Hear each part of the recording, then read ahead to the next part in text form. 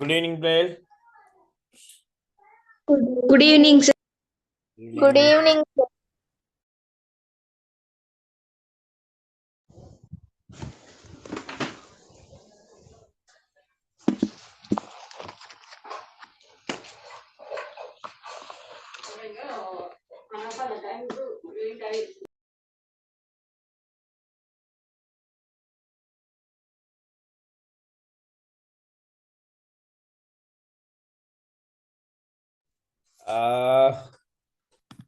விசைகளின் திரும்பல் விளைவு கொஞ்சம் பார்க்க இருக்கு இல்லையா?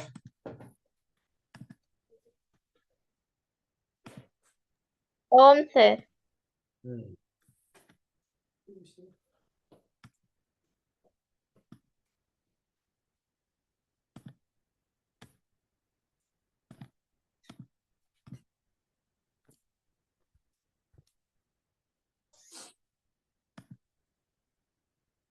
ஓகே, நாங்க கடந்த கிளாஸ்ல பார்த்த விஷயம் விசைகளின் திரும்பல் விளைவுல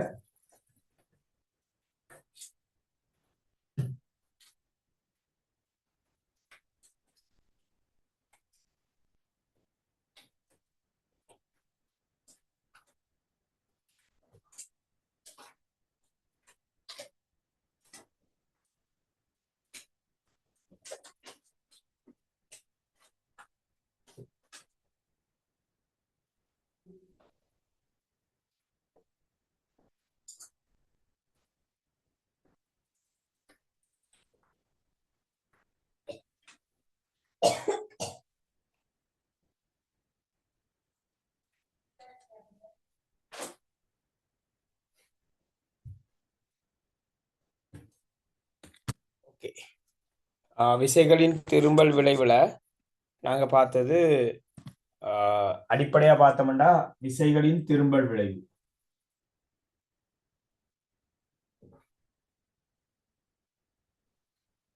திரும்பல் விளைவு மீது செல்வாக்கு செலுத்துற காரணி. விசைகளின் திரும்பல் விளைவு மீது செல்வாக்கு செலுத்துற காரணிகள் என்னென்ன பார்த்தோம்? என்னென்ன காரணிகள் வரும்?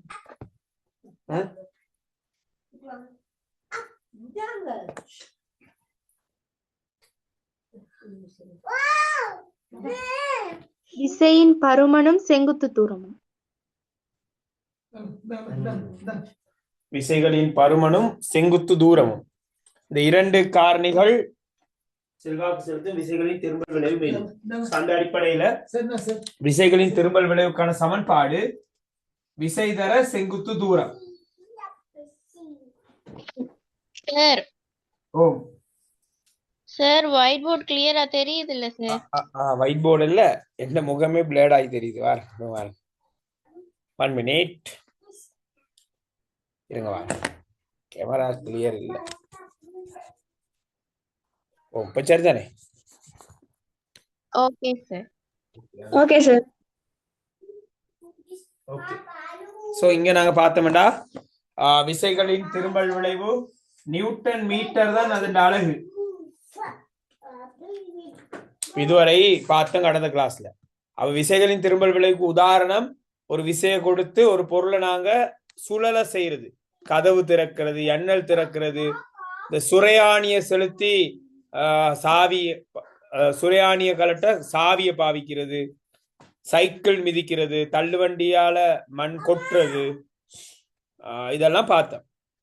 ஒரு அளவாங்கல கல்லு புரட்டுறது, சுத்தியலால் ஆணி பிடுங்கிறதெல்லாம் விசைகளின் திரும்பல் விளைவு. சோ இந்த திரும்பல் விளைவு சம்பந்தமாக ஒரு கணித்தல் மட்டும் நாங்க பார்க்க வேண்டியிருக்கு. இந்த இப்படியான ஒரு கணித்தல் உதாரணத்துக்கு பாட புத்தகத்துல இருக்குது. இப்படி ஒரு சமநிலை அடையக்கூடிய ஒரு கோல் ஒன்றுல இந்த பக்கம் ஒரு 10 நியூட்டன் என்றும் இந்த பக்கம் ஒரு 20 நியூட்டன் விசை வழங்கப்பட இது நீளம் எக்ஸ் என்று தரப்படுது, இந்த நீளம் 2 மீட்டர் என்று தரப்படுது. ஏண்டா எக்ஸ காண்க என்று பகுதி ஒன்றுல அடிக்கடி கேள்வி வாரது இருக்கு. பகுதி ஒன்று வினாக்கள். இது எப்படி நாங்க கணிக்கிறதுங்கிறது பார்ப்போம். எவ்வாறு கணிக்கலாம்னு கேட்டா ஞாபகம் வச்சுக்கொள்ளுங்க, இதான் சுழற்சி அந்த மையம். அப்ப சுழற்சி மையத்துக்கு பிற்பாடு இந்த பக்கம் ஒரு செங்குத்து தூரம் இருக்கு எக்ஸ் என்று, ஒரு விசை இருக்கு 10 நியூட்டன். அதே மாதிரி இந்த சுழற்சி அச்சிலிருந்து தூரம் 2 மீட்டர், நிறை 20 நியூட்டன். அப்போ நாங்க இந்த கோள் சமநிலையில இருக்கணும்டா இந்த அச்சிலிருந்து இந்த பக்கமும் இந்த அச்சிலிருந்து இந்த பக்கத்துக்குமான விசை திருப்பம் சமனா இருக்கணும். அப்ப விசை திருப்பம் காண சமன்பாடுகளுக்கு தெரியும். விசை தர செங்குத்து தூரம், அப்ப விசை எவ்வளவு 10, தூரம் எவ்வளவு எக்ஸ். இந்த பக்கம் வலது பக்கம் பாத்தீங்கன்னா 20 தர 2, அப்ப 20 தர 2 40 நியூட்டன் மீட்டர். இந்த பக்கம் வலது பக்கமா வந்து பாத்தீங்கன்னா 40 நியூட்டன் மீட்டர். இடதுபுறமா பார்த்தா 10x. இது ரெண்டும் சமமாக இருக்கும் பட்சத்துல இந்த கோள் சமநிலை அடையும். சரியா? இப்ப இந்த கோள் வந்து பேலன்ஸா நிக்கணும்டா இரண்டு பக்கமான விசைகளின் திருப்பம் சமனா இருக்கணும். விசைகளின் திருப்பங்கான சமன்பாடு என்ன? விசை தர தூரம். இப்ப 10 தர x.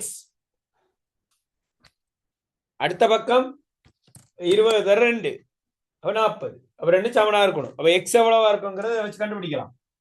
10 அங்கால போனா பிரிப்படும், பிரிச்சா 4 மீட்டர் விட வரும். விளங்குதா? அது கணக்கு கணக்கு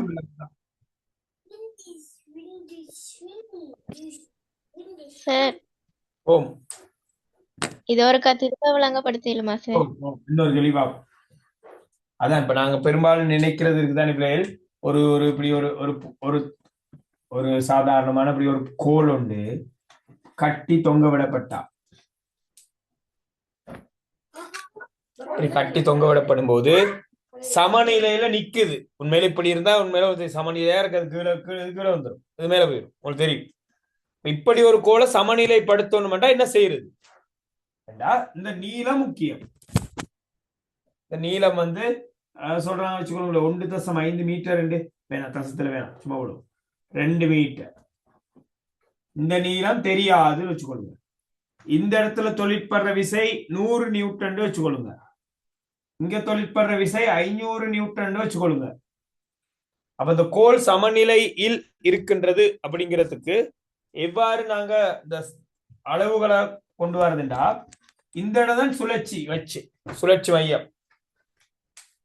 அந்த சுழற்சி மையத்துல இருந்து இரண்டு பக்கம், ஒன்று இந்த பக்கம், இன்னொன்று அடுத்த பக்கம், ரெண்டு பக்கமும் விசைகளை சமப்படுத்தோம். விசை திருப்பத்தை, விசை திருப்பங்கான சமன்பாடு என்ன? விசை தர தூரம். அப்ப இங்கிட்ட எவ்வளவு?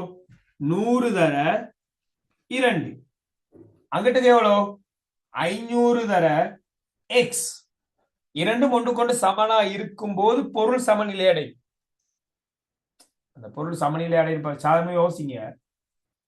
முடிச்சு நான் கேட்கிறேன். இந்த பக்கம் விசைகளின் திருப்பம் 200 விட வந்திருக்கு, அடுத்த பக்கம் 500 எக்ஸ் வந்திருக்கு. அப்ப எக்ஸ காணணும் 500 வந்தா என்ன செய்யும்? பிரிபடும். அப்ப 200 500ஆல பிரிச்சிங்கண்டா எக்ஸ் காண விட வரும். சரி, கேட்கலாம். 4 மீட்டரா?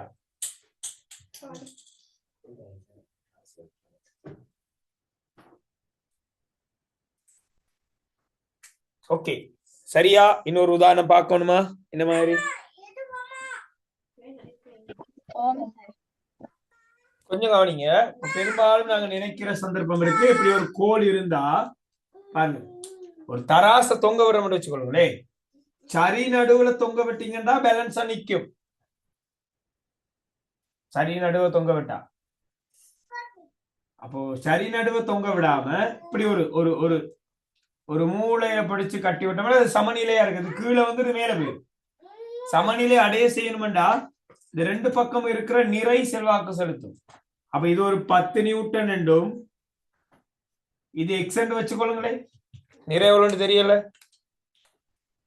இந்த நீளம் 2 மீட்டர் என்றும் இந்த நீளம் 1 மீட்டர் என்று வச்சுக்கொள்ளுங்களேன். இந்த கோல் சமநிலை அடையணும்டா இதான் சுழற்சி அச்சு. இதை பற்றி தான் உங்ககிட்ட போகும் இல்லையா, தராசு மாதிரி. இப்ப இந்த இடத்துல இருந்து நாங்க விசை திருப்பம் கண்டிங்கன்னா விசை திருப்பம் எவ்வளோ, விசை தர தூரம் 10 தர 2 20 நியூட்டன் மீட்டர். இந்த பக்கம் எவ்வளவு, 1 தர எக்ஸ் 1 எக்ஸ். ஆக எக்ஸ கண்டறியணும்டா 1 வந்து பிரிபடும் 20 நியூட்டன் வரும். அப்ப இந்த எக்ஸோட நிறை எவ்வளவு, 20 நியூட்டன். என்ன மாதிரி செய்யலாமா? ஓம் சார். ஓ சார். ஒருக்கா இந்த கேள்வி ட்ரை பண்ணி பாருங்க. இந்த கேள்வி ஒருக்கா ட்ரை பண்ணி பார்ப்போம். இந்த இருக்கு இந்த முதலாவது கேள்வி மட்டும் ட்ரை பண்ணி பாருங்க ஒருக்கா. முதலாவது கேள்வி சார் இந்த கேள்வி செஞ்சாச்சு சார். அன்றைக்கு செஞ்சமா? Oh sir. ஓகே, அப்படின்டா ஓகே. ஒருக்கா போர்ட்ல செய்து விட்டேனா, நான் செய்து காட்டினேன் ஏஞ்சல். ஓ sir. Okay,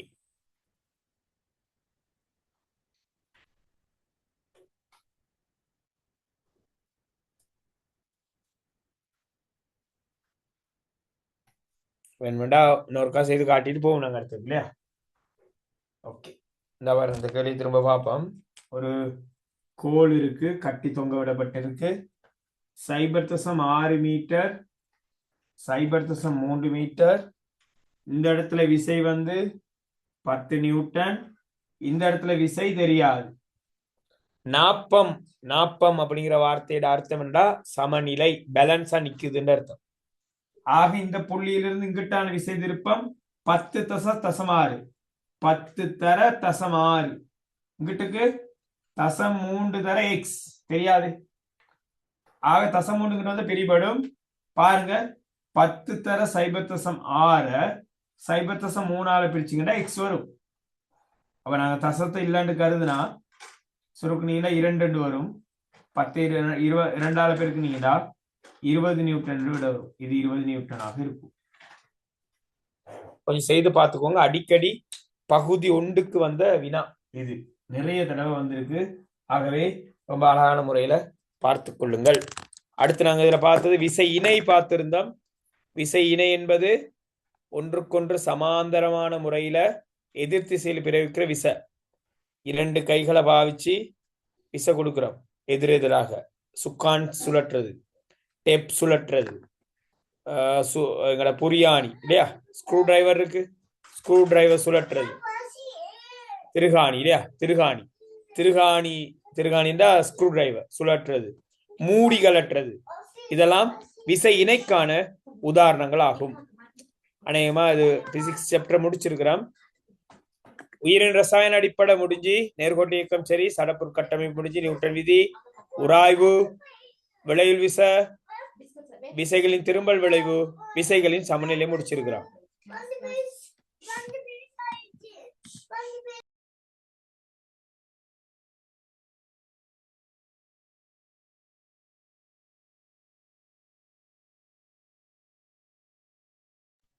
right.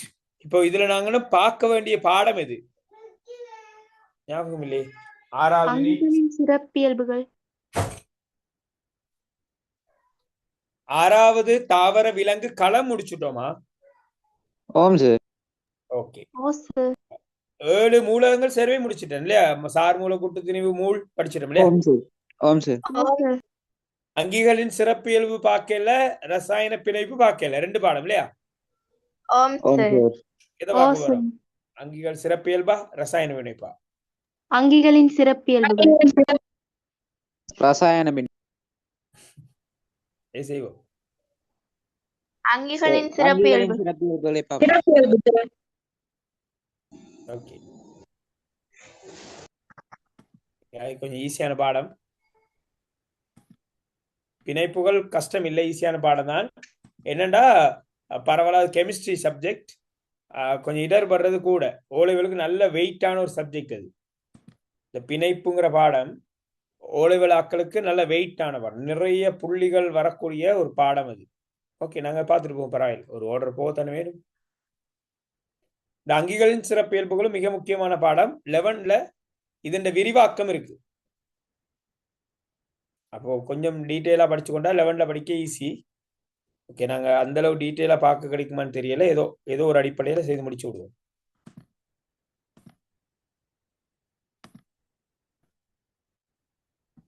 One minute load ஆயிட்டு இருக்கு.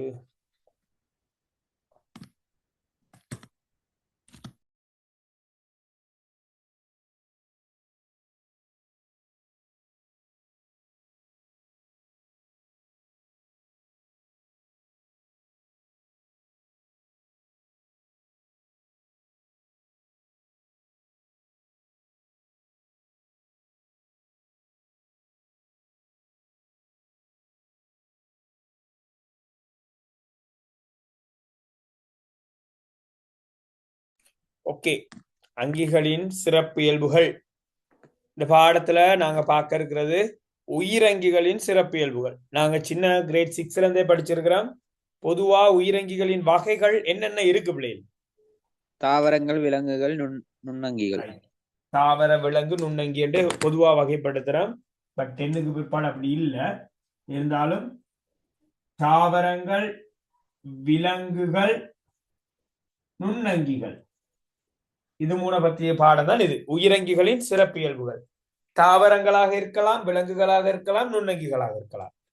எல்லா உயிரங்கிகளுக்கும் பொதுவான இயல்புகள் பத்தி பேச போறோம். இப்ப இந்த இடத்துல மனிதனை பத்தி மட்டும் பேசல. நாங்க மனிதனை பத்தி மட்டும் பேசல. அப்ப நீங்க மனிதன்கிற ஒரு விடயத்தை விட்டு நீங்க பொதுவா வரணும். ஒரு எறும்பும் ஒரு உயிரங்கிதான், ஒரு யானையும் உயிரங்கிதான், சிங்கமும் உயிரங்கிதான், ஒரு பாக்டீரியாவும் உயிர் உள்ளதுதான். அப்போ ஆகவே சகல உயிரங்கிகளுக்கும் பொதுவான சிறப்பியல்புகள் பத்தி பேச போறோம். அந்த அடிப்படையில முதலாவது விஷயம் பாருங்க, என்னென்ன சிறப்பு இயல்புகள் இருக்குதுன்னு பார்ப்போம். இது கிரேட் 6ல படிச்சதுதான். பாருங்க இருக்கு: கள ஒழுங்கமைப்பு, போசனை, சுவாசம், உறுத்துணர்ச்சியும் இயைபாக்கமும், கழிவகற்றுதல், அசைவு, இனப்பெருக்கம், வளர்ச்சியும் விருத்தியும், இசைவாக்கம், பாரம்பரியமும் கூர்ப்பும். ஆக இதெல்லாம் ஒரு உயிரங்கியின் சிறப்பியல்புகள். உயிரங்கி என்றால் என்னண்டா வரைவிலக்கணம் கூற முடியாது பிள்ளை. அப்போ உயிரங்கிகளை நாங்க உயிரற்றதிலிருந்து எவ்வாறு வேறுபடுத்துறோம்டா இந்த இயல்புகளை கொண்டு. உதாரணத்துக்கு இப்போ நாங்க சும்மா வச்சுக்கலாம், ஒரு எறும்பும் சும்மா அப்பமே ஒரு எறும்பு இருக்கு, அதன் பக்கத்துல ஒரு கல் ஒன்று இருக்கு. எறும்பு எங்களுக்கு தெரியும் உயிர் உள்ளது, கல் உயிரற்றது. எவ்வாறு உயிர் உள்ளது உயிரற்றது பாகுபடுத்துறாங்கண்டா இந்த இயல்புகளை கொண்டு. எறும்புக்கு கள ஒழுங்கு இருக்கு, கல்லுக்கு களம் கிடையாது, கள ஒழுங்கு இல்ல. எறும்பு போசனை கொள்ளும், போசனைடா சாப்பிடுறது, கல் சாப்பிடாது. சுவாசிக்கிறது, எறும்பு சுவாசிக்கும். உறுத்துணர்ச்சி, யாருக்கு தெரியும் உறுத்துணர்ச்சி என்றா என்ன? உறுத்துணர்ச்சி தூண்டலுக்கு துளங்குறது. அப்ப அது எறும்பு காட்டும். எறும்பை நீங்க பிடிச்சு விட்டீங்கன்னா எறும்பு உங்களை கடிச்சு போட்டு. கல் அப்படி இல்லை, ஒன்றும் செய்யாது. எறும்பு கழிவகற்றும். எறும்பு அங்குமங்கும் அசையும், இனப்பெருக்கம் செய்யும், வளரும். இதுகள் எல்லாம் உயிரங்கிகளின் சிறப்பு இயல்புகளாக கொள்ளப்படுது. ஆக உயிரங்கிகளை எவ்வாறு வேறு பிரித்து அறியலாம்னு கேட்டா இந்த சிறப்பு இயல்புகளை கொண்டு வேறு பிரித்து அறியலாம். ரைட், இப்ப பாடத்துக்குள்ள வருவோம். முதலாவது கள ஒழுங்கமைப்புண்டா என்னன்னு கேட்டா, எங்களுக்கு தெரியணும் பிள்ளைகள், உயிரங்கிகளை தனிக்கள அங்கிகள் இருக்கு, பல்கல அங்கி இருக்கு. படிச்சிருக்கிறோம் நினைக்கிறேன். தனிக்கள அங்கி, பல்கல அங்கி. அது தனிக்கள அங்கி, அது என்ன தனிக்கள அங்கி? எது? ஒரே ஒரு காலத்தினால் ஆக்கப்பட்டுள்ளது. Right, good. உதாரணம் அமீபா, பாக்டீரியா,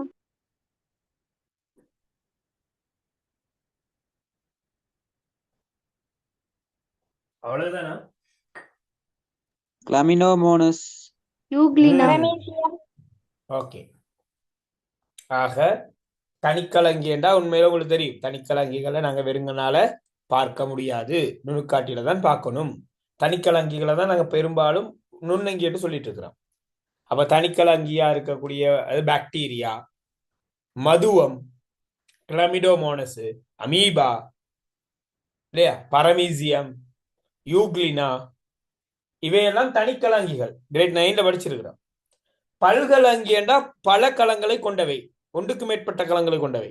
நாங்க ஆடு, மாடு, பூனை, மாமரம், தென்னை மரம், சவுக்கு மரம், பாசி, பண்ணம், இவையெல்லாம் பல்கலங்கி. சரியா? அப்ப தனிக்கலங்கி பல்கலங்கி என்றும் இருக்கு. அப்ப தனிக்கலங்கிகள் பத்தி தான் இந்த பாடத்துல ஆரம்பிக்கிறாங்க. கிரேட் 9ல இருக்கிற விஷயத்த இந்த பாடத்துல கொண்டு வராங்க. தனிக்கலங்கி, பல்கலங்கி. கட்டாய இந்த படங்களை பார்த்துக்கோங்க. இந்த பாருங்க இருக்கு கிளாமிடோமோனஸ், தனிக்கலங்கி கிளாமிடோமோனஸ். கிளாமிடோமோனஸ் பாருங்க, இப்படி ஒரு 2 வச்சிருக்குது. என்னன்னு தெரியுமா பிள்ளைகள்? நான் வீடியோ காட்டியிருக்கேன் 9ல. சவுக்கு முளை. சவுக்கு முளை. சவுக்கு முளையை பயன்படுத்தி ஒரு இடத்துல இருந்து இன்னொரு இடத்துக்கு நீருக்குள்ள போகும். இந்த கிளாமிடோமோனஸ், யூக்ளினா, அமீபா, பரமீசியம்லாம் தண்ணியில வாழ்ற தனிக்கலங்கிகள், நீர்வாழிகள். இதெல்லாம் தண்ணியில தான் கிடக்கு. அப்ப கிளாமிடோமோனஸ் அங்கும் இங்கும் திரியறதுக்கு சவுக்கு முளையை பாவிக்கும். பார்த்துக்கொள்ளுங்க. அதே மாதிரி அடுத்து பாருங்க ஒன்று இருக்கு, யூக்ளினா. அதுட்டையும் இருக்கிறது என்ன? சவுக்கு முளை. அடுத்தது பரமீசியம். பரமீசியத்துக்கிட்ட இருக்கிறது என்ன பிள்ளை? பிசிர்கள். பிசிர்கள். பிசிறுகள். அடுத்தது இருக்கு எங்கட அமீபா, போலிபாதங்கள். கோழிப்பாதம். கிரேட் 9ல படிச்சது கம்யூனிஸ்கர் இல்லையா? ஓம் சார். ஆக இவை எல்லாவற்றையும் சேர்த்து நாங்க தனிக்கலை. இதுல பாக்டீரியாவை காணும். பாக்டீரியாவையும் போடுவோம். பாக்டீரியா. அப்ப பாக்டீரியா இருக்கு. இதெல்லாம் சேர்த்து நாம சொல்லுவோம். இதுக்கெல்லாம் ஒரு பொது பெயர் இருக்கு. இது பாக்டீரியா. இது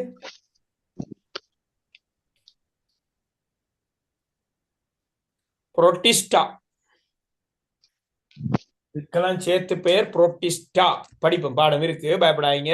பகுதி 2ல முதலாவது பாடம் இதுதான், புரோட்டிஸ்டா. புரோட்டிஸ்டா என்று சொல்லுவோம். பரமீசியம், அமீபா, யூக்ளினா, கிளாமிடோமோனஸ், இது எல்லாமே புரோட்டிஸ்டாங்கிற ஒரு கூட்டத்தை சேர்ந்த தனிக்கலங்கிகள். பாக்டீரியாவுக்கு துண்டா. இதுல தனிக்கலங்கிகளா பார்த்தா ஈஸ்ட் இருக்குல்ல, ஈஸ்ட், மதுவம், அது ஃபங்கஸ் வகையை சார்ந்தது. ஃபங்கஸ் படிச்சிருக்கேன் கிரேட் 9ல. அப்ப ஈஸ்ட்ங்கிறது ஃபங்கஸ், பாக்டீரியாங்கிறது ஒரு தனிக்கலங்கி. இவை எல்லாத்துக்கும் சேர்த்து காமன் நேம் வந்து புரோட்டிஸ்டா. புரோட்டிஸ்டான்னு சொன்னா பரமீசியம் பிசிறுகளை கொண்டு மூவ் பண்ணும், அமீபா போலிப்பாதத்தை கொண்டு மூவ் பண்ணும், யூக்ளினாவும் கிளாமிடோமோனஸும் சவுக்கு முளைகளை பயன்படுத்தி மூவ் பண்ணும், ஒரு இடத்துல இருந்து இன்னொரு இடத்துக்கு போகும். இப்ப இவை எல்லாமே தனிக்கலங்கிகள். ஓகே, அப்ப இதுகளை வெறுங்கண்ல பார்க்க இயலாது, நுணுக்கு காட்டியில கொண்டுதான் பார்க்கணும் அப்படிங்கிற விஷயம்லாம் இருக்கு. ஓகே, இவை தனிக்கலங்கிகள் போல.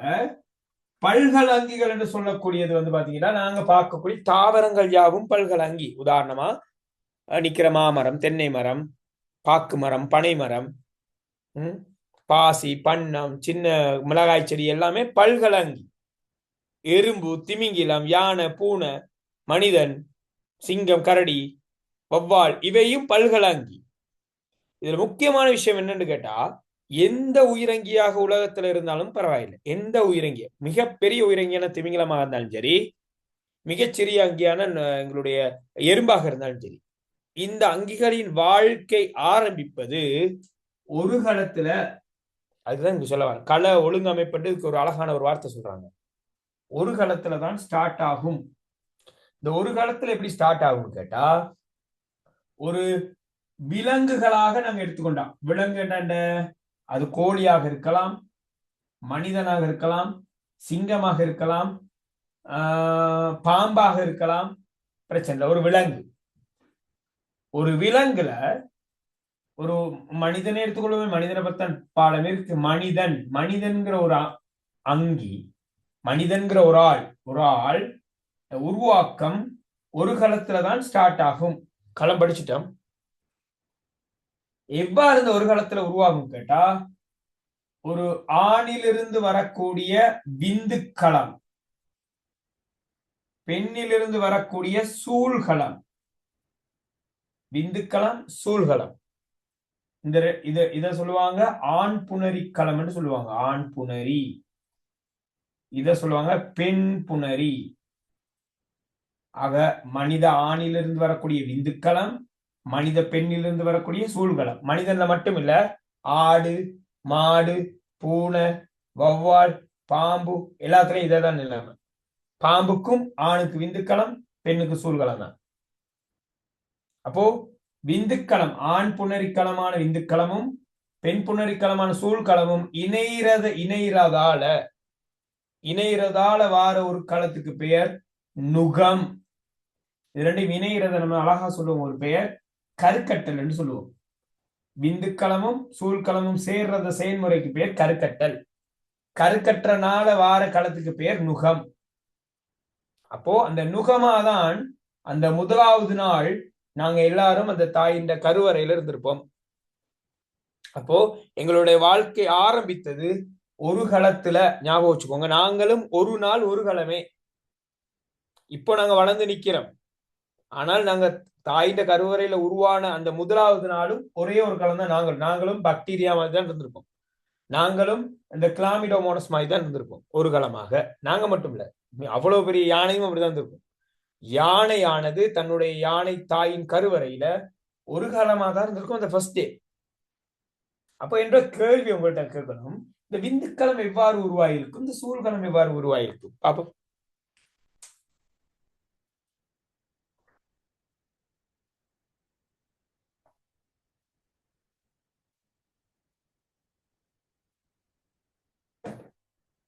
புதிய களம் ஒன்று உருவாகிற முறைக்கு என்ன பெயர்? இனப்பெருக்கம். இனப்பெருக்கம்.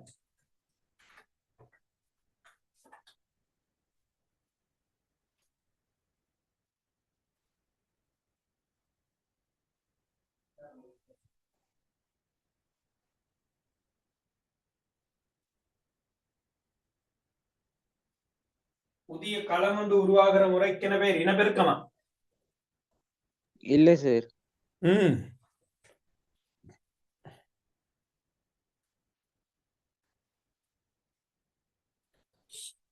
புதிய களம் ஒன்று உருவாகுதல்.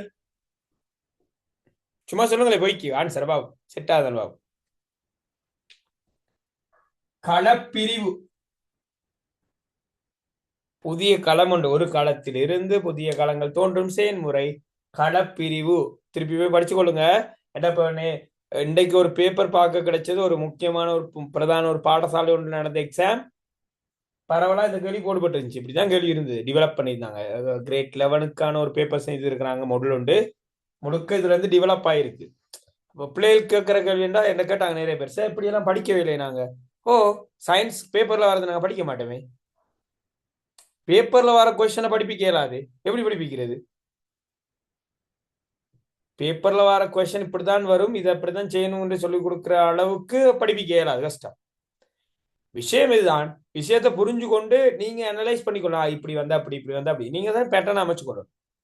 ஆக பாருங்க, நாங்க இப்ப படிச்சு கொண்டிருக்க பாடம் உண்டு, நான் பேசிக் கொண்டிருக்க பாடம் வேறு. கனெக்ட் பண்ணி படிச்சு கொள்ளணும்.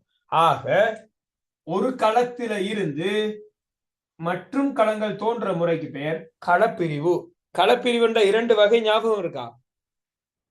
ஓ சார். ஒடுக்கப்பிரிவு, இடையிறு பிரிவு. மறந்திருக்குங்கிறது எக்ஸாக்டா விளங்குற ஒரு விஷயம். இப்ப நீங்க அநேகமா பாடசாலையில படிச்சு, எங்கட சக்சஸ்லயும் படிச்சு, வெளியிலையும் டியூஷன் போயும் படிப்பீங்க. ஸோ அப்படி இருந்தும் மறந்து இருக்குதுண்டா நீங்க உட்காந்து படிக்கலைங்கிறது அர்த்தம். ஒன்றும் இல்லை, அழகா உட்காந்து இப்ப பாத்துக்கோங்க, நல்ல டைம். இப்போ நீங்க இப்ப நிக்கிறீங்க, ஜூலை 1 வந்துட்டு இன்றைக்கு நல்ல டைம் இருக்கு, அழகா படிச்சுக்கோங்க. ஏன்னா நாங்க தரம் 11 பாக்குறோம், 11 எல்லாம் மறந்துட்டு உட்கார்ந்து இருக்கிறாங்க. இப்ப நாங்க ஃபர்ஸ்ட்ல இருந்து வரணும்ல, வாங்க 10 10ஆம் ஆண்டு போய் படிப்ப முடியும், திரும்ப அங்கிருந்து வரணும். ஸோ அது சரியான கஷ்டமான வேலை. மற்ற பாடங்கள் எப்படியோ சயின்ஸ் கொஞ்சம் பிரச்சனை ஆக்கணும். சயின்ஸ் அழகா படிச்சா ஈஸி, கொஞ்சம் ஈஸியா படிக்க கஷ்டம். 15 நிமிஷம் ஒதுக்குங்க ஒரு நாளைக்கு, 15 நிமிஷம் போதும். ஆக களப்பிரிவு 2 வகைப்பெறும்: ஒடுக்கற்பிரிவு, இடையுறு பிரிவு.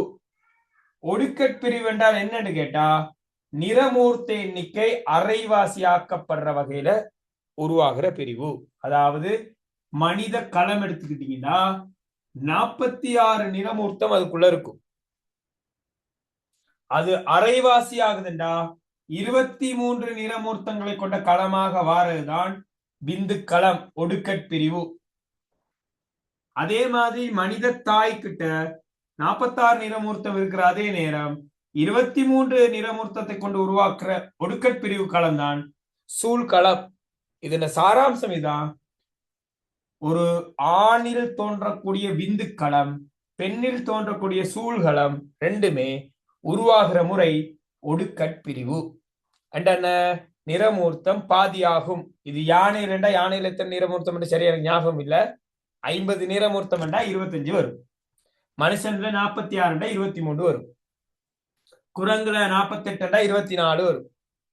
சரியா? அப்ப பாதியாகும். ஆக விந்துக்களமும் சூழ்களமும் ஒன்று சேர்ற முறைக்கு பெயர் கருக்கட்டல். அப்ப கருக்கட்டல் அடைஞ்ச பிற்பாடு உருவாகிற புதிய களத்துக்கு அழகான பெயர் நுகம். இந்த நுகத்துக்குள்ள மனிதனாக இருந்தால் எத்தனை நிறமூர்த்தம் இருக்க வாய்ப்பு இருக்கு? 23. ஓகே. இந்த விந்து எத்தனை தூக்கிட்டு வருது? 23. 23. இந்த சூழ் எத்தனை தூக்கிட்டு வருது? 23. அப்போ மொத்தம் எத்தனை? 46. 46.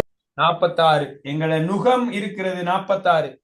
கபினேஷ்கர், ஹதா, தர்வின், எங்க ரொஷான், தன்வந்திரி, மைக்கோ பண்ணுங்க, ஆயுஷ்மன் இருக்கிறாரு, ஏஞ்சல் இருக்கிறாங்க.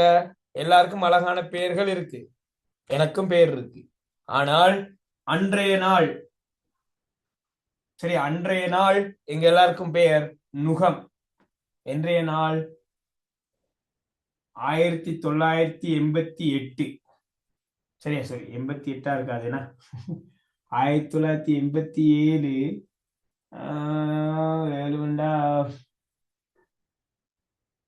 9வது மாதம் 1வது நாள். என்னுடைய பெயர் நுகம். சரியா? உங்களுடைய பெயரும் நுகம் தான். நாங்கள் உருவான அந்த 1வது நாள் எங்களோட பெயர் நுகம். நுகம் என்பது ஒரு களம். இந்த ஒரு களம் என்ன செய்யும் கேட்டா போட்டோ காப்பி அடிக்கும். அது என்ன போட்டோ காப்பி? ஒரு களம் 2 களமாக 4 களமாக அதிகரித்து கொண்டே போகும். அந்த களப்பிரிவு முறை இலையுறு பிரிவு. இலையுறு பிரிவு நடைபெற்ற உங்களுக்கு தெரியும், வளர்ச்சி நடைபெறும். சோ களங்கள் கூடி கூடி கூடி கூடி களங்களின் எண்ணிக்கை அதிகரிச்சு நாங்க 1 நாள் 2 நாள் 10 நாள் 3 நாள் கொஞ்சம் கொஞ்சமா ஒரு மூஞ்சி உருவமெல்லாம் வந்து எங்களுடைய ஒரு உடல் தோற்றம் உருவாகும். அப்போ ஞாபகம் வச்சுக்கோங்க, தனிக்கள அங்கி நுண்ணங்கிகள் தான், ஆனால் சகல உயிரங்கிகளும் தனிக்களத்துல ஆரம்பிக்குது. விலங்காக இருந்தால் விந்துக்களமும் சூழ்களமும் சேர்ந்து உருவாகிறது நுகம். நுகத்திலிருந்து பல்கலங்கி உருவாகுது. இதே நாங்க தாவரங்களா எடுத்துக்கொண்டா, தாவரத்துல எடுத்துக்கொண்டீங்கன்னா அந்த தாவரங்களோட உற்பத்தி ஸ்டார்ட் ஆகிறது மகரந்த மணி சூழ்வித்துல இருந்து. அதாவது எப்படி ஒரு தாவரம் உருவாகுதுன்னு கேட்டா, இது நாங்க படிக்க இருக்கிறோம் பாட்டு புத்தகத்துல. ஓகே, இது ஒரு பட்டர் ஃப்ரூட் மரம். இருக்கு பட்டர் ஃப்ரூட் மரம். இந்த பட்டர் ஃப்ரூட் மரத்துல அழகான பூ கொண்டு வந்து நிக்கும். இன்னொரு பூ ஒன்று நிக்குது. சோ தேனி என்ன செய்யுது? இந்த பூல தேனை குடிச்சிட்டு அடுத்த பூல போய் தேன் குடிக்குது. தேன் குடிக்கிற நேரம் இந்த ஏங்கிற பட்டர் ஃப்ரூட் பூ பி என்ற பட்டர் ஃப்ரூட் பூவுக்கு மகரந்த மணிகளை டிரான்ஸ்ஃபர் பண்ணும். சரியா? மகரந்த மணிகளை அனுப்பிவிடும். அப்ப பூவின் பகுதி கிரேட் 7ல படிச்சிருக்கிறோம், 10ல படிப்போம். திருப்பி ஒரு பூவின் பகுதியை நாங்க வரைஞ்ச வேண்டாம் பிள்ளைகள், இப்படி இருக்கும். 10ல படிப்போம். ஆனா இந்த முறை எக்ஸாம்ல இந்த கேள்வி இருக்கும். முதலாவது 2வது மணிக்குரிய பாடம் இது. ஒரு பூவின் பகுதியை நாங்க பார்த்தோம்டா உங்களுக்கு தெரியும், இதுக்கு பேர் குறி, இதுக்கு பேர் தம்பம், இதற்கு பேர் சூலகம், இந்த இதழ்களுக்கு பேர் அள்ளி என்று சொல்லுவோம். ஆக ஒரு மகரந்த மணி வந்து இந்த குறியில விழும். மகரந்த மணி, ஆண் புணரிக்கு பேர் மகரந்த மணி. விழுந்து மகரந்த மணி அப்படியே தம்பத்துல போய் இந்த சூலகத்துல இருக்கிற முக்கியமான ஒரு ஆள் யாருண்டா சூழ்வித்து. அந்த சூழ்வித்தோட சேரும். பாத்துக்கோங்க, இந்த 2 வார்த்தையை ஞாபகம் வச்சுக்கோங்க. மகரந்த மணி, சூழ்வித்து. மகரந்த மணி, சூழ்வித்து. இந்த மகரந்த மணி தான் ஆண் புணரி, சூழ்வித்து தான் பெண் புணரி. அங்க பார்த்து விந்தும் சூழும், இங்க மகரந்த மணியும் சூழ்வித்து. சோ மகரந்த மணியும் சூழ்வித்தும் சேர்ந்தா கருக்கட்டல் என்று சொல்றோம். கருக்கட்டின பிற்பாடு இந்த சூலகம் பெருசா காயா மாறும். காய்க்குள்ள முக்கியமான ஆள் இருப்பார், யார்? வித்து. அந்த வித்து தான் அடுத்த பரம்பரையை உருவாக்கும். ஆக இதுல லைட்டா நீங்க ஞாபகம் வச்சுக்கோங்க, தாவரங்கள்ல இருக்கக்கூடிய களங்கள் மகரந்த மணிங்கிறதும் சூழ்வித்துங்கிறதும் இந்த புணரிக்களங்களாக இருக்கின்றன. அது தவிர இதுல தந்திருக்காங்க லைட் அந்த பாருங்க, மேற்றோட் களம், வேலிக்காட் புடைக்கல விடயம், இளைவாய் எல்லாம் தந்திருக்கிறாங்க. கால் களம், உரிய களம், எங்கேயோ சும்மா கேள்விப்பட்ட மாதிரி இருக்கும் தானே, அது போதும். 11 போய் படிப்போம், இளையம்லாம் 11 இருக்கு, அங்க போய் படிப்போம். ஆக இதுல நீங்க தெரிஞ்சு கொள்ள வேண்டிய விஷயம் என்னடா, பல உயிரங்கிகள் தனிக்கலங்களாக இருக்கக்கூடிய அதே நேரம் பல உயிரங்கிகள் பல்கலங்கிகளாக இருக்கு. சோ பல்கலங்கிகளை பொறுத்த வரையில பல களங்களை கொண்டிருந்தாலும் கூட அதன் ஆரம்பம் ஒரு களத்துல ஆரம்பிக்குது. விலங்குகளாக இருந்தால் விந்தும் சூழும் சேர்ந்து நுகமாக மாறுகின்றது. தாவரமாக இருந்தால் மகரந்த மணியும் சூழ்வித்தும் சேர்ந்து அந்த அடுத்த அங்கியை உருவாக்குவதற்கு ஏதுவாக அமைகின்றது. அந்த அடிப்படையில மனிதன்ல இருக்கக்கூடிய சில கள வகைகளை பார்த்துக்கோங்க. நரம்பு, நரம்பு களம், என்பு களம், தோல் களம், வெங்குருதி களம், செங்குருதி களம், தசைக்களம், புணரிக்களம். புணரிக்களம் என்றாதான் அந்த சூழும் விந்தும். சோ இப்படி களங்கள் நிறைய இருக்கு. பட் எங்கட உடம்பை பொறுத்த வரையில களங்கள் எல்லாம் சேர்ந்து, சரி களங்கள் எல்லாம் சேர்ந்து ஒரு குரூப் ஆனா அதுக்கு பேர் இளையம். கிரேட் 7 படிச்ச ஞாபகம் இருக்கும். களங்கள் எல்லாம் சேர்ந்தா இளையம், இளையங்கள் எல்லாம் சேர்ந்தா அங்கம், அங்கம் எல்லாம் சேர்ந்தா அங்க தொகுதி, தொகுதி எல்லாம் சேர்ந்தா அங்கி. பார்த்துக்கொள்ளுங்க, இதான் கள ஒழுங்கமைப்பு மட்டம், உயிரங்கி ஒன்றின் ஒழுங்கமைப்பு மட்டங்கள். பாருங்க இருக்கு, களம், இளையம், அங்கம், அங்க தொகுதி, அங்கி. இப்போ இதுல நான் என்ன சொல்ல வேணா, மனிதன்கிறவன் இப்ப உதாரணத்துக்கு பாக்டீரியா என்று எடுத்துக்கொண்டா, பாக்டீரியா இதுல எந்த இடத்துக்குரிய அங்கி? களமா, இளையமா, அங்கமா, தொகுதியா, அங்கியா? களம். களம். பாக்டீரியாங்கிறது ஒரு களம், ஒரு களங்கி. களமட்டத்தில் இருக்கக்கூடிய ஒரு அங்கி பாக்டீரியா. நாங்க மனிதன் அங்கி, அங்கி. சரியா? இப்ப அநேகமா பாத்தீங்கன்னா எங்கட உடம்ப பொறுத்த வரையில களம் என்று ஒன்று இருக்கு. களங்கள் நிறைய சேர்ந்து குரூப் ஆயிரும். குரூப் ஆனா அது நாங்க இளையம் என்று சொல்றோம். இளையங்கள் தான் சேர்ந்து ஒரு குரூப்பான அங்கம் என்று சொல்றோம். அங்கங்கள்லாம் சேர்ந்து ஒரு குரூப்பான அங்க தொகுதி என்று சொல்றோம். அதெல்லாம் சேர்ந்தது நாங்க ஒரு அங்கியாக இருக்கிறோம். உதாரணமாக நான் ஒரு உதாரணத்தை நான் சொல்றேன், ஈஸியா இருக்கும் உங்களுக்கு. உதாரணமா பார்ப்போம். மனிதன், மனிதன்கிற ஒரு மனிதன் ஒரு அங்கில இருக்கக்கூடிய ஒரு தொகுதி, ஒரு தொகுதி சொல்லுங்களேன் விளைவு பார்ப்போம். என் உடல்ல இருக்கக்கூடிய தொகுதி நிணநீர் தொகுதி. நிணநீர் தொகுதி அப்படியா? ஓம் சார். சூப்பர். கபினேஷ்கர் எங்க படிச்சீங்க நிணநீர் தொகுதி? ஸ்கூல்ல தான். ஓகே. வேறு தொகுதிகள் தெரியாமல உங்களுக்கு? நரம்பு தொகுதி, குருதி சுற்றோட்ட தொகுதி, கழிவகட்டல் தொகுதி. எங்கட உடல்ல சாப்பாடு சம்பந்தமாக ஒர்க் பண்ற தொகுதி சமிபாட்டு தொகுதி. சுவாசம் சம்பந்தமாக ஒர்க் பண்றது சுவாச தொகுதி. நரம்பு தொகுதி. கழிவை வெளியேற்றது கழிவகற்றும் தொகுதி. இரத்தத்தை ஓட விடுறது இரத்த குருதி சுற்றோட்ட தொகுதி. இனப்பெருக்க தொகுதி. இப்படி ஏகப்பட்ட தொகுதிகள் இருக்கு. ஆக மனிதன்கிற ஒருவன் உடல்ல இருக்கக்கூடிய ஒரு தொகுதி நரம்பு தொகுதி. நரம்பு தொகுதியில இருக்கக்கூடிய ஒரு அங்கம், நரம்பு தொகுதியில் இருக்கக்கூடிய ஒரு அங்கம், நரம்பு தொகுதியில் உள்ள ஒரு அங்கம் சொல்லுங்களேன் பாப்போம். அங்கி, தொகுதி, அங்கம். நரம்பு தொகுதியில் உள்ள அங்கம் மிக முக்கியமான அங்கம் எங்களுடைய மூளை.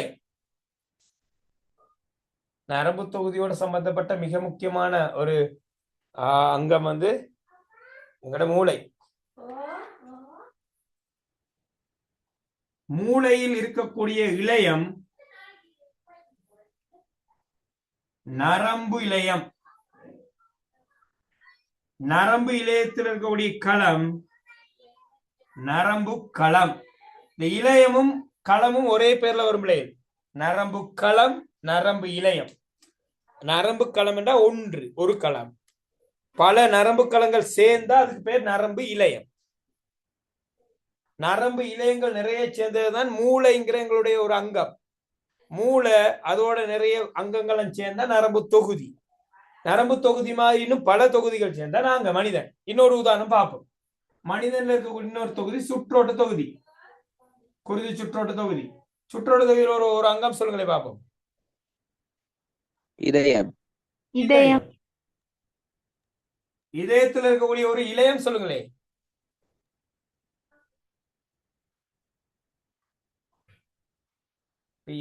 இதயம் என்றா தசை இழையம், குருதி இழையம். அந்த இழையம்ங்கிறது 11ல முதலாவது பாடம். ஒரி பண்ணாதீங்க. சிலர் யோசிப்பீங்க இப்போ, அட எனக்கு இளையம் ஒன்று கூட தெரியலடா, ஒரி பண்ணாதீங்க. 11ல முதலாவது பாடம் இளையம் தான், டீட்டெயிலா படிக்கலாம். அப்ப குருதி இழையம், குருதி இழையத்துல இருக்கக்கூடிய ஒரு களம் குருதி களம். செங்குருதி களம், வெண்குருதி களம், குருதி களம். பாருங்க, களம் களம் சேர்ந்தா இளையம், இளையம் சேர்ந்தா அங்கம், அங்கம் சேர்ந்தா அங்க தொகுதி, அங்க தொகுதி சேர்ந்தா அங்கி. இதுல இப்படித்தான் கேள்வி வரும். கேள்வி வந்தா இதுல கொடுத்திருப்பாங்க. உதாரணமா நான் ஒரு உதாரணம் போறேன், சரியா? உதாரணத்துக்கு சிறுநீரகம். சிறுநீரகம் என்பது ஒரு உயிரங்கியின் ஒழுங்கமைப்பு மட்டத்தில் எதில் அடங்கும்? அங்கம். அங்கம். சிறுநீர் கிட்னி அங்கம் தானே. கண் ஒரு அங்கம், காது ஒரு அங்கம், எங்களை இரைப்பை ஒரு அங்கம், ஈரல் ஒரு அங்கம், நுரையீரல் ஒரு அங்கம், சிறுநீரகம் ஒரு அங்கம். அப்ப அங்கம் எதால் ஆக்கப்படுதுன்றா இளையங்களால் ஆக்கப்படுது. எங்க உடம்புல இருக்கக்கூடிய இளையங்கள் என்னன்னா தசை இளையம். சும்மா தெரிஞ்சுக்கோங்க, 11ல படிக்கலாம். தசை இளையம், நரம்பு இளையம், குருதி இளையம், எண்பு இளையம், இதெல்லாம் இளையங்கள். அப்போ அந்த இளையம் வந்தா அதுக்கான களம் எப்படி இருக்குன்னா அதே பேர்ல இருக்கும். உதாரணம் தான் பாருங்க, இந்த அதே உதாரணம் தந்திருக்காங்க. அந்த பாருங்க, அழகா காட்டி இருக்கிறாங்க பாருங்க. இந்த தசை இளையம்டா தசை களம், எண்பு இளையம்டா எண்பு களம், நரம்பு இளையம்டா நரம்பு களம். அப்படிதான் முடியும் அது. இப்ப இந்த இடத்துல நீங்க பார்த்தா இந்த பாருங்க, மனிதண்ட உடம்புல இதே தசை களம், இதயத்துல இருக்க தசை களம், அந்த இதயத்துல இருக்க தசை இளையம், இதயம். பிறகு இதயம் இருக்கக்கூடிய தொகுதி சுற்றோட்ட தொகுதி. சுற்றோட்ட தொகுதி எங்க இருக்கு? மனுஷன்ல இருக்கு. ஒரு ஓர்டர் பார்த்துக்கோங்க. அப்போ ஓர்டர் என்ன? களம், இளையம், அங்கம், அங்க தொகுதி, அங்கி. ஞாபகம் வச்சுக்கோங்க. இதுதான் ஒழுங்கமைப்பு மட்டம். அந்த முதலாவது டாபிக் இதுதான், கள ஒழுங்கமைப்பு. சகல உயிரங்கிகளும் கள ஒழுங்கமைப்பு காணப்படுது. இப்போ இதே ஒரு தனிக்கல அங்கியண்டா இளையம் அங்கமெல்லாம் வர தேவையில்லை. ஏன்? பாக்டீரியாவே ஒரு களம், அதுக்கு அடுத்த ஸ்டெப் இல்லை. பல்கள் அங்கியண்டா களம் இருக்கும், களங்கள்லாம் சேர்ந்த இளையமாகும், இளையமெல்லாம் சேர்ந்த அங்கமாகும், அங்கமெல்லாம் சேர்ந்த அங்க தொகுதியாகும், பிறகு அங்கியாகும். உதாரணத்துக்கு எங்களோட கண், மனித கண் என்பது இதுல எந்த ஸ்டெப்ல வரும்?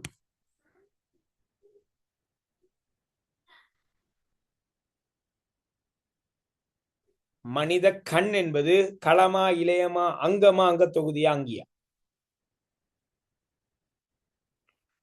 சத்தத்தை காணல.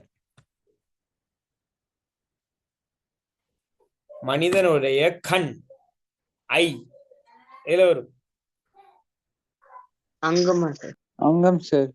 கண்ன்றது அங்கம் தானே. அதான் அங்கம்டா பார்க்க ஈஸியா தெரியும். ஒவ்வொரு பார்ட்ஸ் என்று சொல்றோம் இல்லையா, நம்ம சும்மா சொல்றோம் பார்ட். எங்க உடம்புல இருக்க பார்ட்ஸ் என்று சொல்லுவோம். மூளை ஒரு பார்ட், கண் ஒரு பார்ட், இதயம் ஒரு பார்ட், நுரையீரல் ஒரு பார்ட். அங்க என்ன சொல்லுவோம் தமிழ்ல? எப்படி சொல்லுவோம்? அங்கம் என்று தான் சொல்லுவாங்க இல்லையா, பார்ட்ஸ் என்று சொல்லுவோம். அதான் அங்கம். அப்ப கண்ணுங்கிற அங்கத்துக்குள்ள குருதி இளையம் இருக்கு, தசை இளையம் இருக்கு, நரம்பு இளையம் இருக்கு. பல இளையங்கள் சேர்ந்தது அங்கமாக இருக்கும். உதாரணமா பாருங்க, இப்போ களம், பல களங்கள் சேர்ந்தது இளையம். இந்த ஓர்டர் தெரிஞ்சு கொள்ளுங்க. களம், களம் என்றா என்னன்னு உங்களுக்கு தெரியும். உயிரங்கி ஒன்றின் கட்டமைப்பினதும் தொழிற்பாட்டினதும் அடிப்படை அலகு களமாகும். களங்கள் நிறைய சேர்ந்தா இளையம். இளையம் என்றால் என்னண்டா களங்களின் கூட்டம். களங்கள் சேர்ந்திருக்கு, பல களங்கள் சேர்ந்தா இளையம். இளையங்கள் நிறைய சேர்ந்தா அதை நாங்க சொல்லுவோம் அங்கம். அங்கங்கள் பல சேர்ந்தா அங்க தொகுதி. தொகுதிகள் பல சேர்ந்தா அங்கி. ஓடரை பாத்துக்கோங்க, உதாரணத்தோட பாத்துக்கோங்க, விளங்கி படிங்க. பாடமாக்கி ஒப்புவிக்கிற ஸ்டைலுக்கு போகாம விளங்கி படிங்க. ஏன்னு கேட்டா கேள்வி எப்படி பேட்டர்ன்ல வரலாம். இப்ப சமிபாட்டு தொகுதி என்றா சமிபாட்டு தொகுதியில் இருக்கக்கூடிய அங்கம் இறைப்பை இருக்கு, ஈரல் இருக்கு, நாக்கு இருக்குது, சிறுகுடல் இருக்கு, பெருங்குடல் இருக்கு, நேர்குடல் இருக்கு. அவ்வளவு அங்கமும் சேர்ந்ததுதான் சமிபாட்டு தொகுதி. இப்ப அந்த அங்கத்துக்குள்ள இளையம் இருக்கணும். தசை இளையம், குருதி இளையம், நரம்பு இளையம் இருக்கும். அந்த இளையங்கள்ல களங்கள் இருக்கும். நரம்பு களம், தசை களம், குருதி களம் எல்லாம் இருக்கும்.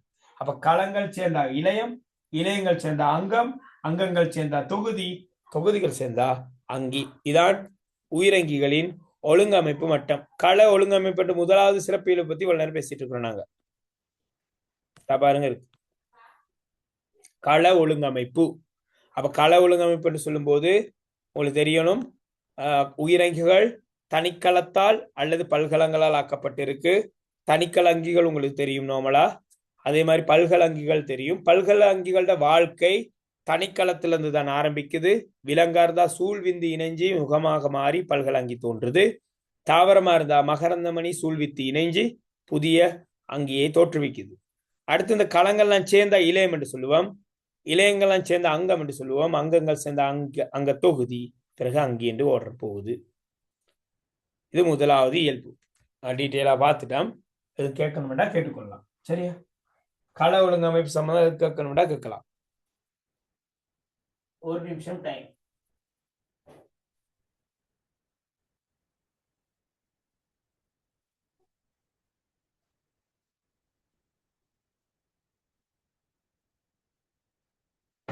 ஓகே, அப்ப நாங்க இரண்டாவது விஷயத்துக்கு நாங்க போவோம். இதுல போசனை. போசனை என்றால் நாங்க விளங்குற மாதிரி சொன்னா சாப்பிடுறது, உணவை பெற்றுக்கொள்ளுதல். பாருங்க, உயிரங்கியானது நிலவுகைக்காக சக்தியையும் பதார்த்தங்களையும் பெற்றுக்கொள்ளும் செயல்முறை. சக்தியையும் சாப்பிடுறது, அவ்வளவு வேற ஒன்று இல்லை. நம்ம வாசல வேணா சாப்பிடுறது, உணவை தேடி பெற்று சாப்பிடுறது. அப்போ போசனை என்பது அங்கிகள் சக்தியையும் பதார்த்தங்களையும் பெற்றுக்கொள்ளும் செயல்முறை. இந்த போசனையானது இரண்டு வகைப்படும். எங்களுக்கு தெரியும், தட்போசனை, பிறப்போசனை. தட்போசனை என்றால் உங்களுக்கு தெரியும், தமக்கு தேவையான உணவை தாமே தயாரித்துக் கொள்பவை. பிறப்போசனை என்றா தமக்கு தேவையான உணவை பிற அங்கியிலிருந்து பெற்றுக்கொள்வன. தட்போசனைக்கு உதாரணமாக சொன்னா எது சொல்லுவீங்க? தாவரங்கள். தாவரங்களை சொல்லுவீங்க. பிறப்போசனைக்கு உதாரணம் மனிதனை சொல்லலாம். இந்த தட்போசனையும் இரண்டு வகையா பிரிக்கிறாங்க. இதுதான் கிரேட் 10. என்னண்டா, ஒளி தட்போசனை, இரசாயன தட்போசனை. புதிய விஷயம் இது, கிரேட் 10ல வருது. ஒளி தட்போசனை, இரசாயன தட்போசனை என்றால் சூரிய ஒளியை பயன்படுத்தி உணவை தொகுப்பன ஒளி தட்போசனை. ரசாயன சக்தியை பயன்படுத்தி உணவை தொகுப்பன ரசாயன தட்போசனை. சோ இத பத்தி நாங்க இதுவரை படிச்சிருக்க மாட்டோம். அப்போ சூரிய ஒளியை பயன்படுத்தி உணவை தொகுக்கக்கூடிய உயிரங்கிகள் என்னென்ன தெரியும் பிள்ளைகள்? உண்டு.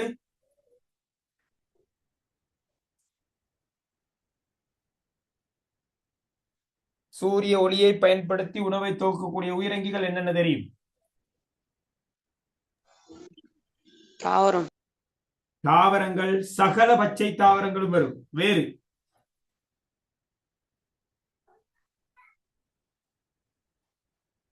அல்கா,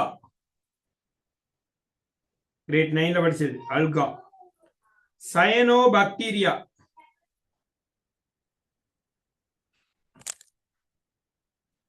அதாவது போசனை என்பது சக்தியையும் பதார்த்தங்களையும் பெற்றுக்கொள்ளும் செயல்முறை. போசனை ரெண்டு வகைப்படும். தட்போசனை, பிறப்போசனை. தட்போசனை என்பது தமக்கு தேவையான உணவை தாமே தயாரித்துக் கொள்பவை. பிறப்போசனை என்பது தமக்கு தேவையான உணவை பிற அங்கியிலிருந்து பெற்றுக்கொள்பன. சோ இந்த தட்போசனையை ரெண்டா பிரிக்கிறாங்க. ஒளி தட்போசனை, ரசாயன தட்போசனை. ஒளி தட்போசனைண்டா சூரிய சக்தியை பயன்படுத்தி உணவை தொகுப்பன. அதை பத்தான் நாங்க சிக்ஸ்ல இருந்து படிச்சிருக்கிறோம். ஒளித்தொகுப்பு என்று படிச்சிருக்கிறோம். அந்த ஒளித்தொகுப்பு செய்யக்கூடிய உயிரங்கிகள் ஒன்று தாவரங்கள், இன்னொன்று அல்காக்கள், இன்னொன்று சயனோபாக்டீரியாக்கள். மூன்றை ஞாபகம். பகுதி ஒன்று கேள்வி, ஓ லெவல் கேள்வி. பச்சை தாவரங்கள் ஒளித்தொகுப்பு செய்யும் என்று நாங்க தீர படிச்சிருக்கிறோம். அல்காக்கள், நீரில் வாழக்கூடிய அல்காக்கள் பச்சை நிறமானவை, ஒளித்தொகுப்பை செய்யும். சயனோபாக்டீரியாக்களும் அநேகமாக இந்த ஆறுகள்ல, குளங்கள்ல சில நேரங்கள்ல இந்த கட்பாறைகள் மீது காலை வச்சுக்கிட்டா வழுக்கி விடும். கட்பாறைகளை காலை வச்சுக்கிட்டா வழுக்கும். அப்ப வழுக்குதுண்டா, ஒரு நிமிஷம், சின்ன அவசர கோல், 1 minute.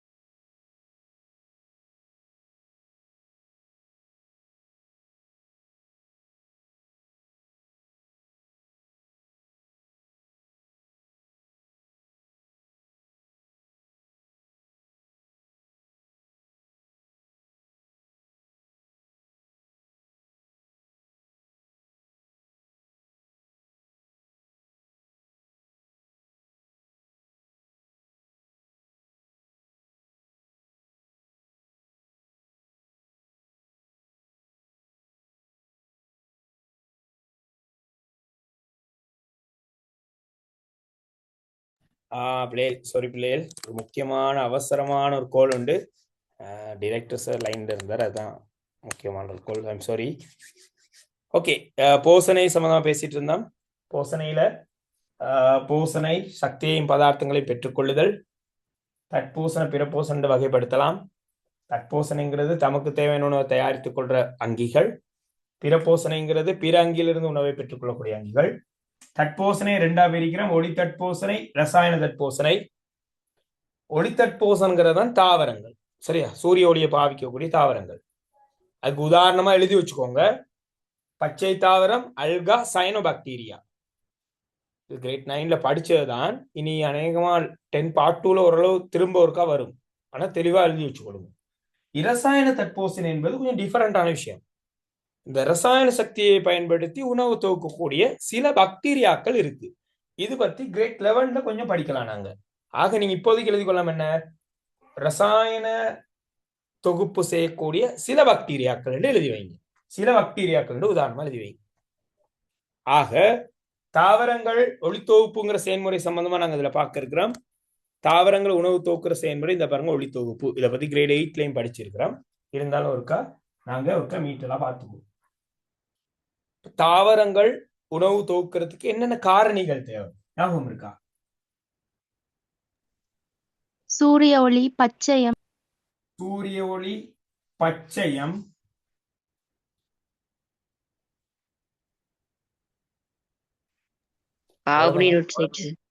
கார்பனீராக்சைடு, நீர்.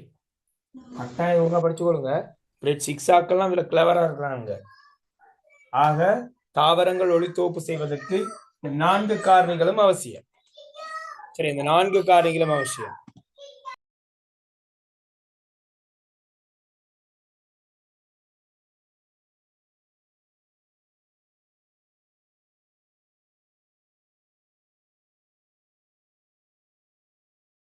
தாவரங்கள் ஒளித்தொகுப்பு செய்வதற்காக சூரிய ஒளியை சூரியனிலிருந்து பெற்றுக்கொள்ளும். இதை பத்தி கிரேட் 11 ஒரு தனிப்பாடம் ஒளித்தொகுப்பு.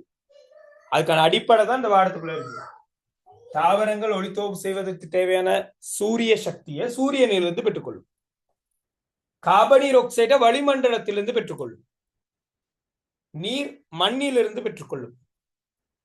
இந்த பச்சையம் என்பது தாவர இலைகள்ல இருக்கக்கூடிய நிறப்பொருள். இந்த பச்சையத்துக்கு ஒரு பெயர் இருக்கு, குளோரோபில்.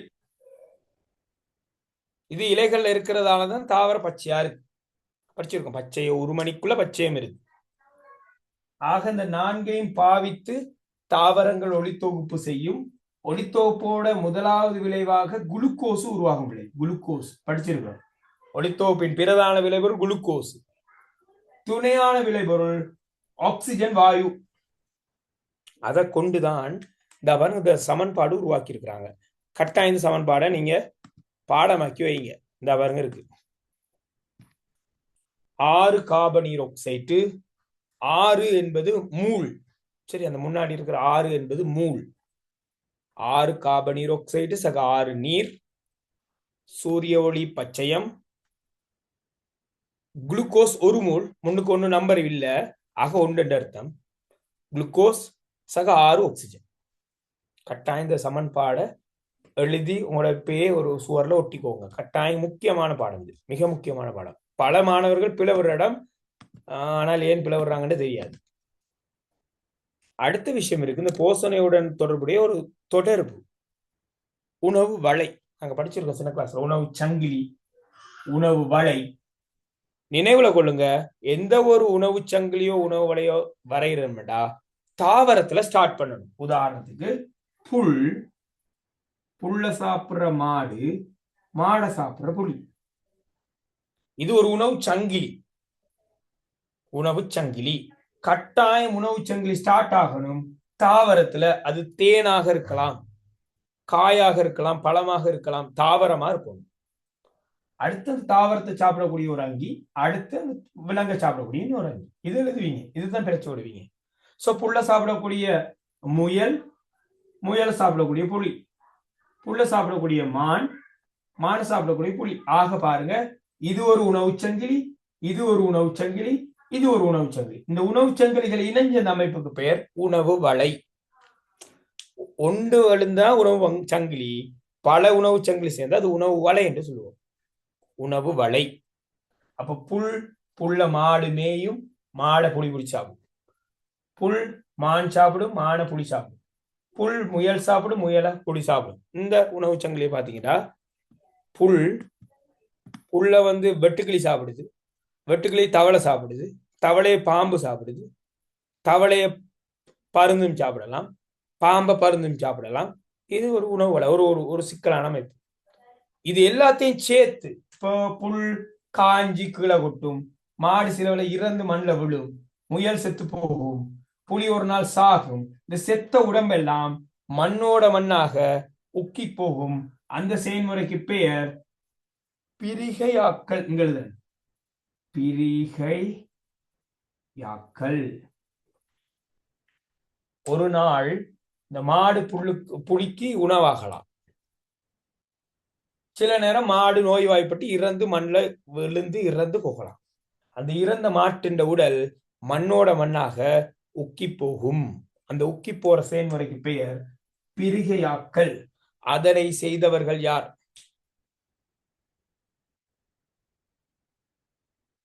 நுண்ணங்கிகள். ஓ, வெரி குட். பிரிகையாக்கிகள், நுண்ணங்கிகள். மண்ணில் வாழக்கூடிய பாக்டீரியாக்களும் ஃபங்கஸ்களும் நுண்ணங்கிகள். சரி, இந்த மண்ணுல விழுற சகல உயிரங்கிகளின் உடலையும் மண்ணோட மண்ணாக பிரிகையாக்கல் செய்யக்கூடியவர்களுக்கு நாங்க பேர் சொல்றோம் பிரிகையாக்கிகள். அப்படின்டா மண்ணில் வாழ்ற பாக்டீரியாக்களும் ஃபங்கஸ்களும். ஆக இது இந்த தொடர்பை கொஞ்சம் பார்த்துக்கொள்ளுங்க. 11 இது ஒரு பெரிய நல்ல ஒரு இன்ட்ரெஸ்டான ஒரு பாடம். ஆனால் பேசிஸ் தான். அநேகமா இந்த முறை எக்ஸாமுக்கு இதுக்குள்ள கேள்வி வரும். உங்களுக்கு 2ஆம் தவணை பரீட்சையில இதுக்குள்ள கேள்வி வரும். ஓகே, சோ அடுத்த பகுதி சுவாசம். ரைட், பல தடவை ஓலைவுல வந்த கேள்வி பரப்புது சுவாசம். டயர்ட் ஆயிட்டீங்களா? விக்னேஷ்கர், ஏஞ்சல். ஓகே, சோ இந்த சுவாசத்தை சொல்றதோட நான் கிளாஸை முடிக்கிறேன். சுவாசம் என்ற என்னென்று நினைக்கிறீங்க?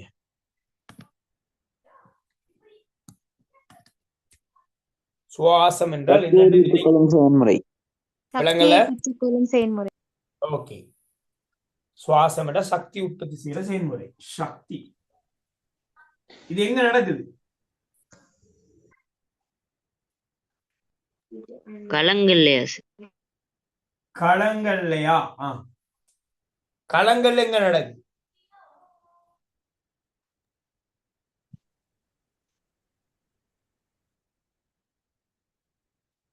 எல்லாம் மறந்துட்டோம். இலைமணி, களத்தின் வலுவீடு. சுவாசம் என்பது களங்கள்ல நடக்கிற ஒரு செயல்முறை. நிறைய பேர் சுவாசம் என்றோட என்று சொல்லுவாங்க. மூச்சை உள்ள எடுத்தோம், மூச்சை வெளியிட்டோம், சுவாசிச்சிட்டோம் சொல்லுவாங்க. இல்ல, அது சுவாசமே கிடையாது. சுவாசம் என்பது களங்கள்ல நடக்குது. களங்களில் உணவு சக்தியாக மாற்றப்படுது. நாங்க சாப்பிட்ட உணவு சக்தியாக மாற்றப்படுறதுதான் களச்சுவாசம். சுவாசம் அல்லது களச்சுவாசம் என்றால் என்ன? களங்களில் உணவு சக்தியாக மாற்றப்படும் செயல்முறை களச்சுவாசம். அப்போ இந்த களச்சுவாசம் எங்க நடக்குன்னு கேட்டா களங்களுக்குள்ள இருக்கிற இலைமணிகள்ல நடைபெறும். ஆக அந்த உணவு சக்தியாக மாறணும் என்றா என்ன நடக்கணும் கேட்டா லைட்டா சொல்லிடுறேன். இது ஒரு மிகப்பெரிய பாடம். 11ல 10ல கொஞ்சம் அறிமுகம் செய்யணும். இப்போ நீங்க சாப்பிடுறீங்க சோறு. சோறுல இருக்க பிரதான ஊட்டச்சத்து என்ன பிள்ளைகள்? கார்போஹைட்ரேட், மாப்பொருள். இந்த சோறு சமிபாடு அடைஞ்ச பிற்பாடு மோல்டோஸாக மாறும். இது பல் சக்கரைட், இது இரு சக்கரைட். இந்த மோல்டோஸ் குளுக்கோஸாக மாறும். இது ஒரு சக்கரைட். பல் சக்கரைட், இரு சக்கரைட், ஒரு சக்கரைட். நீங்க சோறு சாப்பிட்டீங்கன்னா வாயில போடப்பட்ட சோறு எங்களுடைய குடல் சிறுகுடலை அடையும் போது முழுச்சோறும் குளுக்கோஸா மாறி இருக்கும். லைட்டா சொல்றேன், இதெல்லாம் படிக்காதீங்க, போ சும்மா பாருங்க. ஏன்னா இது 11ல படிக்க வேண்டிய பாடம், அறிமுகம் தான். இந்த குளுக்கோஸ் எங்களுடைய குருதியோட கலக்கப்படும். குடல் உறிஞ்சி இந்த குளுக்கோஸை ரத்தத்திட்ட கொடுக்கும்.